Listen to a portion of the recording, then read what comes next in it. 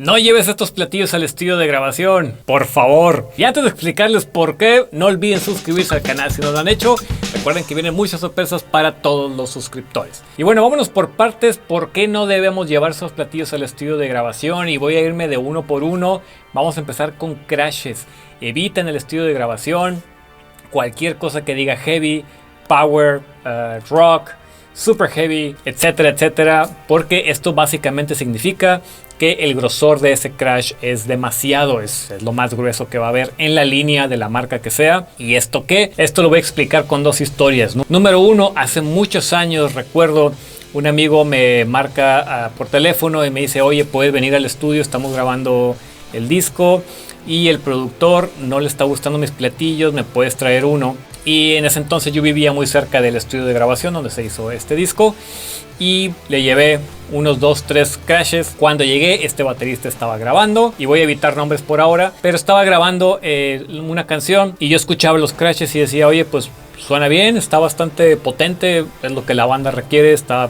No sé cuál es el problema con los crashes, pero bueno, obviamente no dije nada porque pues no es mi trabajo. Se termina esa toma, cambiamos los crashes, ponen los míos y vuelve a grabar la misma canción. Entonces tuve esta comparación de la misma canción, el mismo track, con diferentes crashes.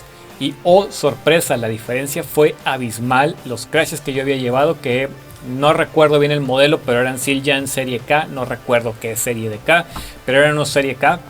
Sonaban impresionantemente bien. De hecho, recuerdo el productor volteó conmigo y me dice, gracias por traer esto, porque con lo que estábamos tocando simplemente no funciona. Y fue en ese momento que me di cuenta, ok, ahora entiendo la diferencia, porque el crash original con el que originalmente se estaba grabando era una buena marca, era Zildjian, pero era serie Z. Creo que ya está extinta esta serie, pero era la serie heavy de Zildjian en aquellos años. Y en grabación, comparado con este K, sonaban espantoso. Y no era nada más cosa de sonido, era cosa de cómo se mezclaba el sonido de ese platillo con la batería, con la música. Era una cosa de diferencia abismal. En ese momento pensé, bueno, es porque es serie K, es mejor, etcétera. Creí que esa era la razón. Más adelante me di cuenta que no, y ahorita les explico. Antes les explico la historia número 2, esta experiencia que tuve ya viviendo en Los Ángeles. Tuve oportunidad de ir a un estudio de grabación, una grabación profesional con un baterista profesional grabando para un artista muy grande. Pues estaba ahí sentado simplemente viendo.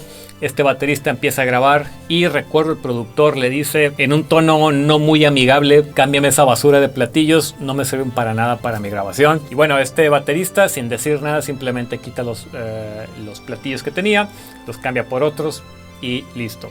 Que paréntesis, esa es otra lección. No empieces a reclamar ni a preguntar por qué, simplemente haz lo que se te dice. Y bueno, aparte de que aprendí esa manera de trabajar en un estudio de grabación a esos niveles, también me di cuenta, mismo asunto, oh sorpresa, el sonido era otra cosa, la batería era otra por completo. Aquí sí la verdad no recuerdo los modelos exactos ni las marcas, pero sí recuerdo que los originales, los que estaban primero, eran esta serie Heavy, y la siguiente serie eran unos que eran también Zildjian, no recuerdo si A o K. El asunto fue que años después me di cuenta, y en mi propia experiencia ahorita también lo voy a contar, me di cuenta que los crashes con mucho grosor no son buenos en el estudio de grabación, no porque suenen mal, sino porque al tener más grosor tienen más masa, al tener más masa tienen más volumen, al tener más volumen tienen más presión sonora sobre los micrófonos, al tener más presión sonora sobre los micrófonos es más difícil mezclar todo lo demás. ¿Por qué? Porque yo le pego un crash, suena durísimo, va a sonar un buen rato con mucho sustain, y en lo que yo voy a los tambores voy a perder ciertas cosas de lo que está sucediendo en el ritmo, y eso no es nada bueno en una canción. Y bueno, habrá quien me diga, bueno, pero yo soy metalero, yo necesito ese sonido duro, sucio, fuerte. Y bueno, déjenme decirles, estas grabaciones de las historias que les conté eran heavy, era música pesada, y terminaron grabando con platillos de grosor medio, en algunos casos delgados, y sonaba impresionantemente mejor la grabación. Y esto lo vamos a ver en muchos de los discos de metal, específicamente de metal. No graban con platillos metaleros o hechos para ese tipo de música. Graban con platillos mucho más delgados, medios o delgados. Sí brillantes, pero medios o delgados. ¿Por qué? Porque simplemente graban mejor. Otro asunto con los crashes gruesos es que para sacarles el mejor sonido tengo que imprimir más poder. Y es el mismo asunto, al imprimir más poder sobre un crash va a haber más sonido, más sustain, etcétera, etcétera. Y eso puede estorbar mucho a la grabación en sí. Y este mismo efecto me sucedió a mí en una de las reseñas que saco todos los viernes que han visto por ahí. Iba a probar una serie de crashes que eran heavies, la grabadora con los mismos settings con los que había hecho ya toda una mañana de grabaciones de platillos. Grabé como si nada, de hecho la marca de la grabadora no me marcaba ningún pico ni mucho menos.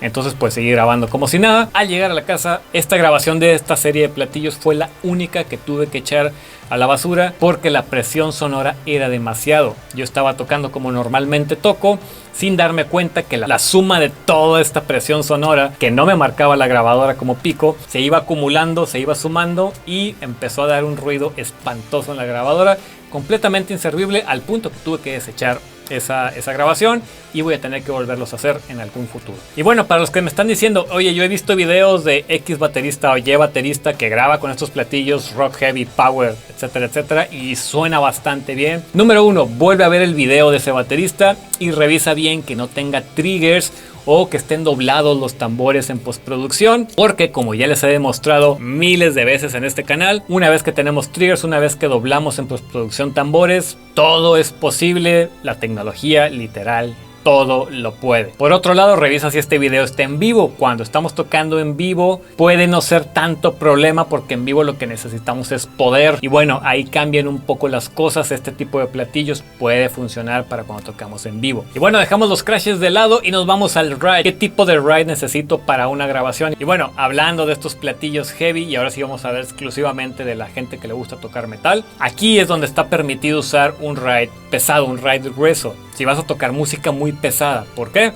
Porque necesito el ping del ride, necesito el ping de la campana. Y para que corte sobre todo este ruido de guitarras, distorsión y demás, un platillo oscuro y delgado probablemente se va a hundir. Esto es válido solo y solo si no vas a crashear sobre ese ride.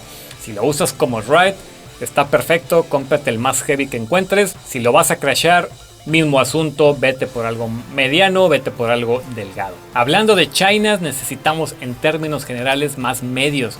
No necesitamos esos super ultra hiper agudos que suceden cuando le pegamos a un china.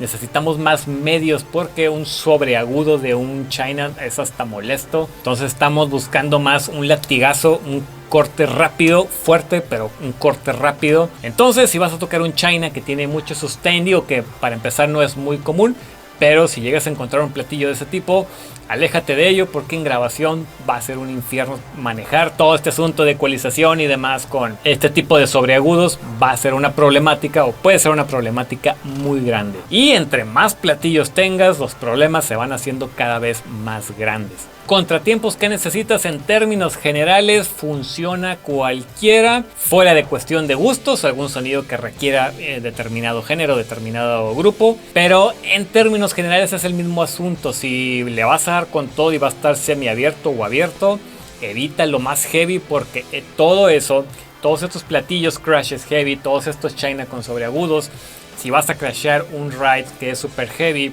y aparte vas a estar tocando contratiempo abierto todo momento, hay algo que se le llama bleeding. El bleeding es todo ese sonido que se va a ir metiendo a micrófonos que no le corresponden.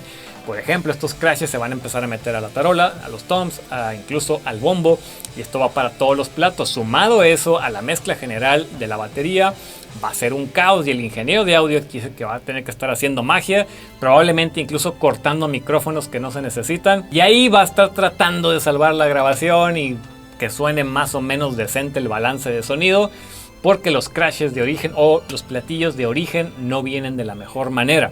Entonces mucho cuidado con tu elección de platillos a la hora de tocar en estudios de grabación. Y bueno, estos son mis comentarios basados en mi experiencia personal acerca de platillos en el estudio de grabación. Si tienes algún otro tip, consejo, déjalo acá en comentarios para todos aprender algo nuevo. No olvides suscribirte al canal, compartir este video porque ayudas bastante haciendo eso. Mi nombre es David Adrián y nos vemos hasta la próxima.